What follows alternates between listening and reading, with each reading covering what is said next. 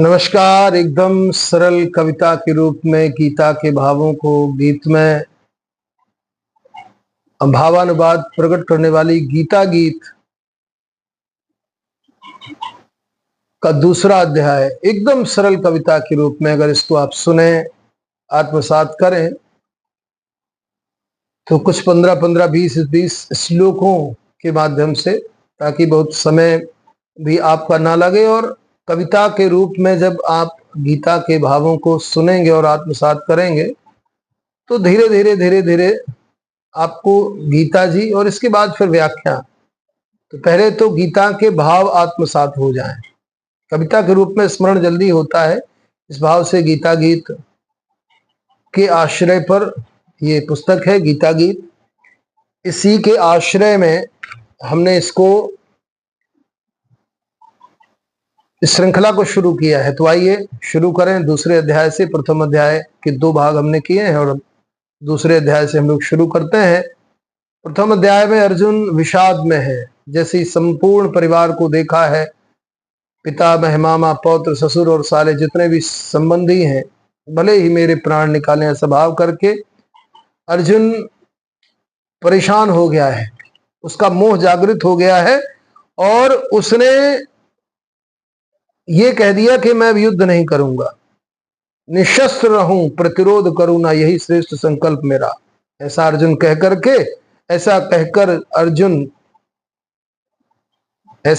युद्ध भूमि में अर्जुन रथ पर बैठ गया। शोकायुक्त मन हुआ पार्थ का, धनुष बाण सब छूट गया। यहां से प्रथम अध्याय का विश्राम होता है और दूसरे अध्याय में आइए हम लोग शुरू करते हैं। संजय ने ही पहले भी कहा है, धृतराष्ट्र को बता रहे हैं और पुनः संजय कहते हैं कि करुणा से ग्रस्त शोक में डूबे, आंखों में अश्रु भरे अर्जुन, देख उसे मधुसूदन ने बोले, उससे हैं ये सत्य वचन। भगवान क्या कहते हैं? हे अर्जुन, इस विषम समय अज्ञान तुम्हें आया कैसे? हे अर्जुन, इस विषम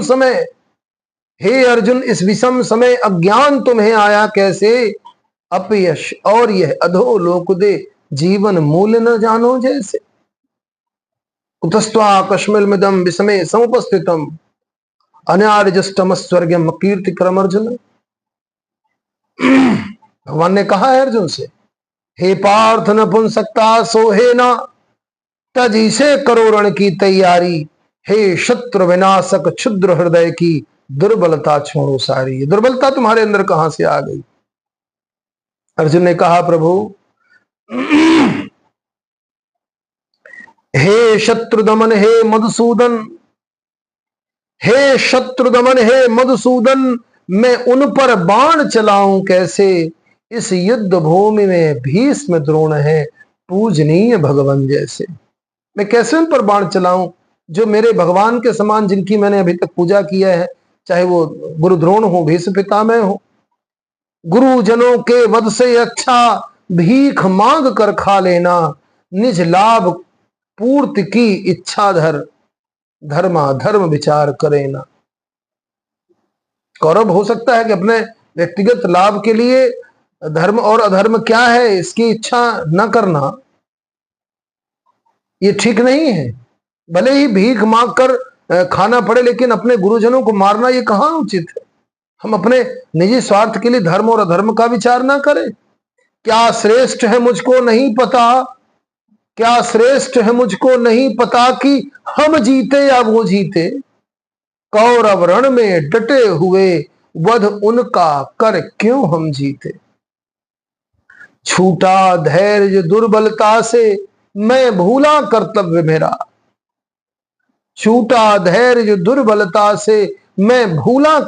मेरा। शरणागत में शिष्य प्रभु, कहो ऐसा हो कल्याण मेरा। इंद्रिय शोषक यह शोक हरे, साधन ऐसा कोई दिखे नहीं। देवों से भोगित स्वर्ग तुल्य, पृथ्वी भी भोगू मिटे नहीं। ये जो शोक है वो स्वर्ग तुल्य संपूर्ण पृथ्वी का राज्य मिल जाए तब भी परिवारजनों कुछ मारने का दुख है, शोक है, वो कैसे मिटेगा? संजय कहते हैं, भगवान अर्जुन की बात को बताते हैं धृतराष्ट्र से, अज्ञान शत्रु है शत्रु विनाशक। ये किसके लिए कहा है? अर्जुन के लिए। अज्ञान शत्रु वह शत्रु विनाशक। कृष्ण से बोला मान सही, मौन हुआ कह लड़ू नहीं, गोविंद कहूं मैं वचन सही। सेना मध्य खड़े अर्जुन को शोक ग्रस्त देखा केशव ने। सेना मध्य खड़े अर्जुन को शोक ग्रस्त देखा केशव ने। हे राजन, बोले अर्जुन से, तू दुख इतना है क्यों माने?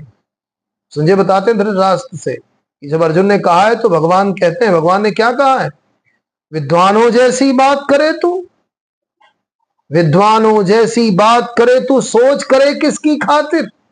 जीवित का कोई शोक करे ना, तू शोक करे मुर्दा खातिर।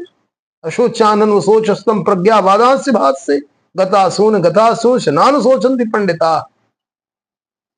कैसी बात करता है तू न रहा हो मैं न रहा हूं, ऐसा कोई काल नहीं। राजा न रहे हो फिर न रहे हो, न रहेंगे ऐसी भी कोई बात नहीं। राजा न रहे हो फिर न रहेंगे ऐसी भी कोई बात नहीं।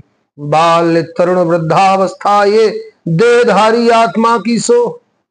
बाल तरुण वृद्धावस्था से देहधारी आत्मा की सो।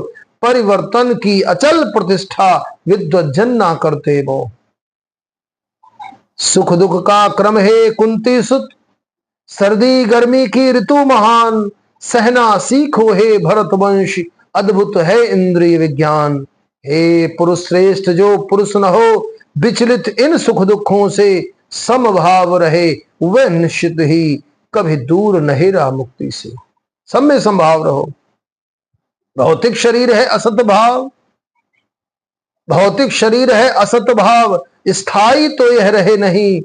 तत्व ज्ञानी सत आत्मा को माने, परिवर्तन हो जिसमें नहीं, परिवर्तन हो जिसमें नहीं। सारे शरीर में व्याप्त आत्मा, सारे शरीर में व्याप्त आत्मा, नाश न हो इसका जानो। सारे शरीर में व्याप्त आत्मा, नाश न हो इसका मानो। नाश न कोई कर सकता है, अविनाशी इसको जानो, अविनाशी इसको जानो। आत्मा का आश्रय भौतिक शरीर, आत्मा का आश्रय भौतिक शरीर है। अंतवंत यह रहे सदा, युद्ध करो तुम जान इसे, अविनाशी असीम और अमर सदा। मारने वाला जो समझे या मरा हुआ इसको जाने, अज्ञानी वह जीवात्मा भला, मारना मरना क्या जाने। जन्म न हो और मृत्यु कभी ना, जन्म न हो और मृत्यु कभी ना, यह है नित्य अजन्मा। देह मरे पर यह ना मरती, शाश्वत और पुरातन आत्मा, शाश्वत और पुरातन आत्मा। हे पार्थ, हे पार्थ, जो जाने आत्मा को अविनाशी और अजन्मा, नाश न हो शाश्वत जो जाने, कैसे मारे आत्मा। छोड़ पुराने वस्त्र मनुज है नए वस्त्र धारण करता। छोड़ पुराने वस्त्र मनुज है नए वस्त्र धारण करता। आत्मा देह को तजती धरती, मोह भला फिर क्यों करता। शस्त्र कभी ना मार सके और अग्नि कभी जलाए ना, जल इसको कभी भिगो ना पाए, वायु कभी सुखाए ना। आत्मा सदा अखंडित स्थिर, सदा एक रस कभी घुले ना। आत्मा सदा अखंडित स्थिर, सदा एक रस कभी घुले ना। शाश्वत अविकारी सर्वव्याप्त यह, शुष्क न होवे कभी जले ना। आत्मा है जो प्रकट न होती, कल्पनाओं से सदा है बाहर। परिवर्तन ना होता इसमें, जान ले इसको शोक न कर। सदा जन्म ले सदा मरे, सदा जन्म ले सदा मरे, जानो तुम यदि यह भी। हे महाबाहु यह रीति चिरंतन, नहीं शोक का कारण तो भी, ये तो चिरंतन रीति है, कभी खत्म नहीं होती है। जन्म लिया तो मृत्यु सुनिश्चित, मृत्यु हुई तो जन्म भी होगा। शोक त्याग कर्तव्य मार्ग पर तुमको चलना ही होगा। अदृश्य रहे आदि काल में, मध्य में जीव का दिखता रूप। हे भरतवंशी तुम शोक करो ना, रहे अंत काल फिर सदा अरूप।